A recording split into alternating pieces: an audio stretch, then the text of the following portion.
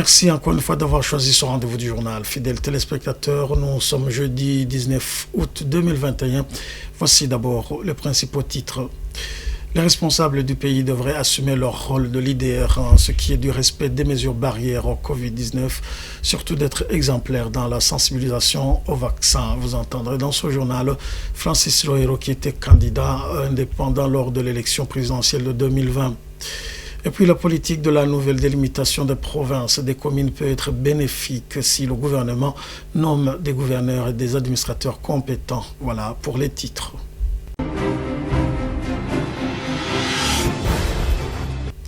Le ministère de l'Intérieur du Burundi projette de délimiter de plus belle tout le pays, un projet qui consiste à mettre le Burundi sur les rails d'un développement durable. D'après Gervais Dirakobucha, pour lui, cette délimitation facilitera les collectes d'impôts et des taxes. Le projet a été présenté dans une réunion des gouverneurs qui s'est tenue à Bujumbura en date du 17 août 2021. Suivez Gervais Dirakobucha, ministre de l'Intérieur, de la Sécurité et du Développement. Nagira namumenyeshe yuko mu bushikiranganji bw'intwaro hagati mu gihugu iterambere rusangi tugiye gushiraho vyihuta mu maguru masha imbibe zose turiko dukora igikorwa gikomeye cyane aho turiko turaraba yuko mbe turi cyakeneye intara 10 zingahe dukeneye amakomini 170 ingahe ibyo byose nivyo turiko turabikorerako kugira by'ukuri turabe amakomini igihugu cyacu cyo bagikeneye intara igihugu cyacu cyo bagikeneye kugira ryatera rusangi rikunde ko sinibaza ko iterambere rusangi cyo turarondera rizokunda dufise intara zirenga 10 zingahe dufise amakomini 170 ingahe ivyo byose turiko turabikorera ko kugira by'ukuri nimba ari bura matari afisa ahatwara haboneka nimba ari mustanteri abari mustanteri atwara haboneka kandi amakori n'amatagisi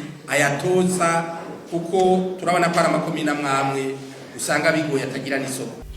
La classe politique de l'opposition salue ce projet du gouvernement qui permettra la diminution des dépenses qui étaient allouées à ces provinces pour arriver à ce développement. Andy Tidje, président du parti UPRONA de l'opposition, propose que la nomination de nouveaux gouverneurs se réfère à leurs capacités intellectuelles et techniques pour parvenir à ce projet, à cet objectif, Suivez.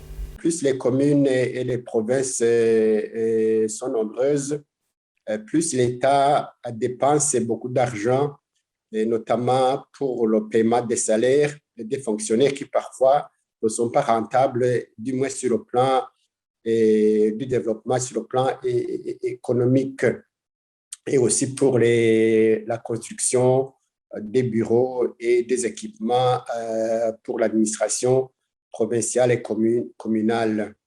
Et en plus, même si ces moyens sont énormes en termes d'objet global, et ces dépenses deviennent, ce budget alloué à la province et à chaque commune devient insignifiant dès lors qu'il doit être réparti entre plusieurs communes et plusieurs provinces, de façon que ce budget ne peut en aucun cas impulser un développement ni au niveau communal, ni au niveau provincial. Ce sont donc, ces provinces et communes sont donc des entités non viables économiquement. Donc, il faut encourager cette décentralisation. Mais cela ne suffit pas, il faut absolument des mesures d'accompagnement. Il faut que l'administrateur, le gouverneur, surtout, soit quelqu'un de compétent, d'expérimenté, et qu'on ne mette pas en avant le militantisme, qu'on mette plutôt en avant la compétence, l'intégrité, l'expérience, et que le gouverneur s'entoure de techniciens compétents dans les différents secteurs de la vie de sa province pour que cela puisse élaborer des projets de développement de sa province et de ses communes, de telle sorte que le gouverneur puisse élaborer le plan de développement de sa province, de ses communes, et qu'il aille défendre le budget et élaboré devant l'Assemblée nationale, que l'Assemblée nationale lui accorde le budget pour le développement de sa commune, de sa province, de ses communes, de telle sorte qu'il puisse recruter les différents fonctionnaires dans les secteurs de sa province et commune,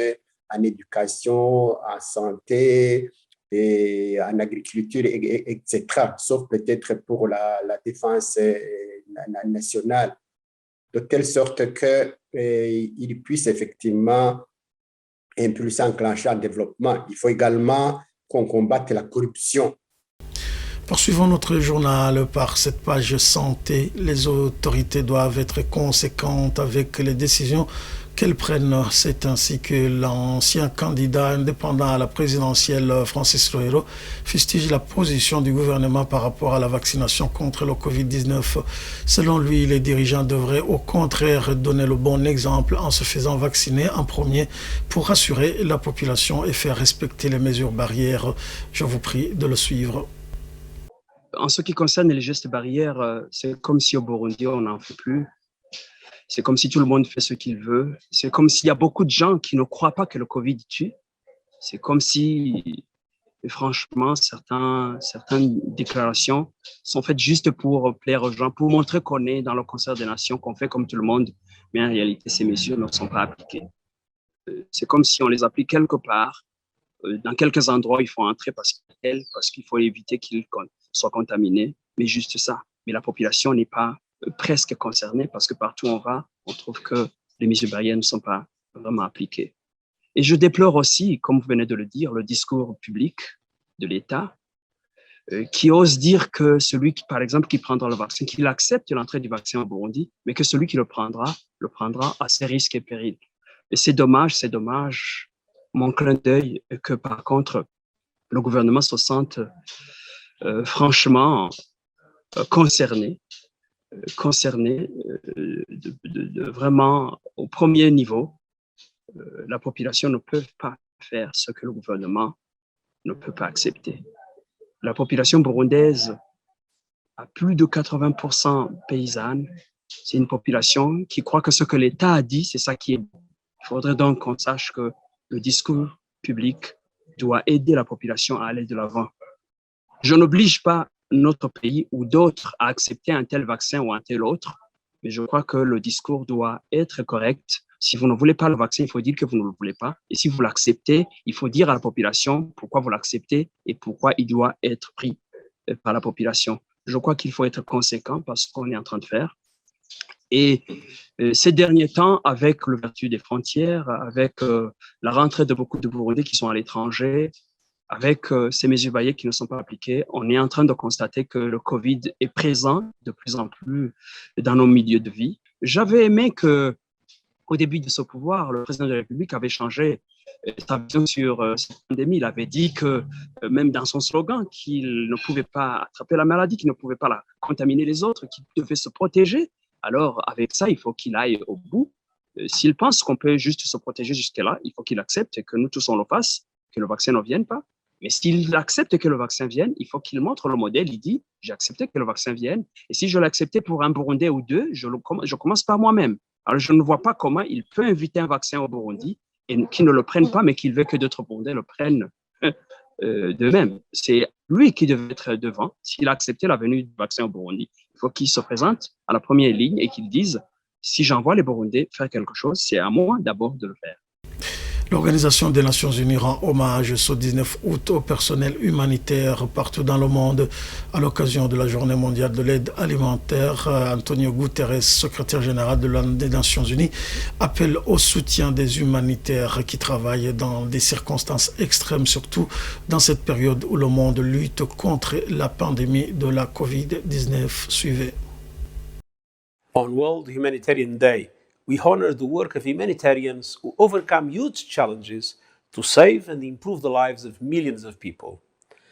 These real-life heroes are doing extraordinary things in extraordinary times to help women, men and children whose lives are upended by crisis. This year, humanitarian workers are stretched like never before. They are responding to the global crisis of COVID-19, and with it, the massive increase in humanitarian needs from the fallout of the pandemic. The loss of jobs, education, food, water, and safety is pushing millions more to the brink. Movement restrictions to slow the spread of the virus have meant that communities, civil society, and local organizations, as so often before, are the very first responders. This year we celebrate them. People who are often in need themselves, like refugees, helping host communities, local health workers who care for the sick and vaccinate children, and humanitarians who negotiate access in areas of conflict to bring food, water, and medicine. They are the unsung heroes of the pandemic response, and they all too often risk their own lives to save the lives of others. Today, join me in renewing our appreciation and support for the brave humanitarian health workers and first responders who show solidarity and humanity in this time of unprecedented need. Justice pour clore ce journal. Que devrait être la contribution de la famille d'une victime de disparition forcée par des agents de sécurité dans le cadre de l'enquête? La réponse est donnée par Maître Yves Runyagu, chargé des relations publiques au sein du CAVIB. C'est dans le cadre de la campagne de sensibilisation de ce collectif des avocats pour la défense des victimes des crimes de droit international commis au Burundi. Suivez. Le groupe de travail des Nations Unies sur les disparitions forcées ou involontaires tient pour recevable les communications relatives à des disparitions lorsque elles émanent de la famille ou des amis de la personne disparue.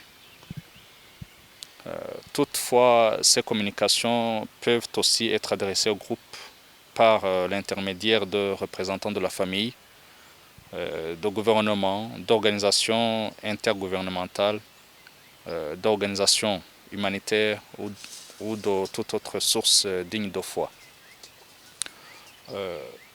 Elles doivent être présentées par écrit et mentionner clairement le nom de l'expéditeur. Le groupe de travail des Nations Unies sur les disparitions forcées communique des renseignements contenant au moins les données de base élémentaires. Généralement, les informations qui sont exigées sont, entre autres, le nom complet de la personne disparue. Il y a aussi la date de la disparition, entendez par là le jour, le mois et l'année de l'arrestation de l'enlèvement, ou le jour, mois et année où la personne a été vue pour la dernière fois.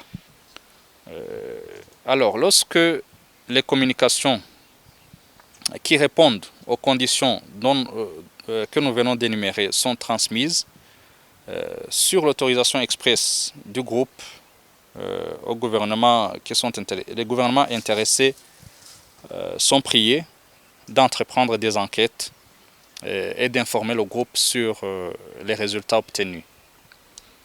Toute réponse du gouvernement dans laquelle figurent des renseignements détaillés sur le sort d'une personne disparue et le lieu où elle se trouve est transmise à la source.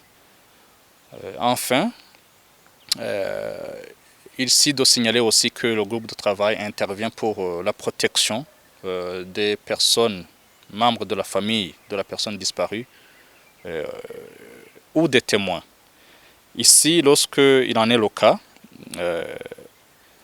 le président du groupe de travail peut s'adresser directement au gouvernement intéressé et insister pour que ce gouvernement fasse le nécessaire afin de protéger toutes ces personnes. C'est donc ici un appel que nous lançons à toutes les personnes qui sont de près ou de loin témoins des cas d'enlèvement ou de disparition forcée, de ne plus avoir peur de dénoncer. Qu'elles aient ce courage, qu'elles dénoncent, qu'elles fassent parvenir ces communications à nous tous, à différents acteurs des droits de l'homme, pour que on fasse tous ensemble, on gagne tous ensemble cette bataille de lutte contre l'impunité, de lutte contre les cas de disparition forcée. C'est ici que prend fin notre journal. Nous vous disons merci de nous avoir suivis. Au revoir.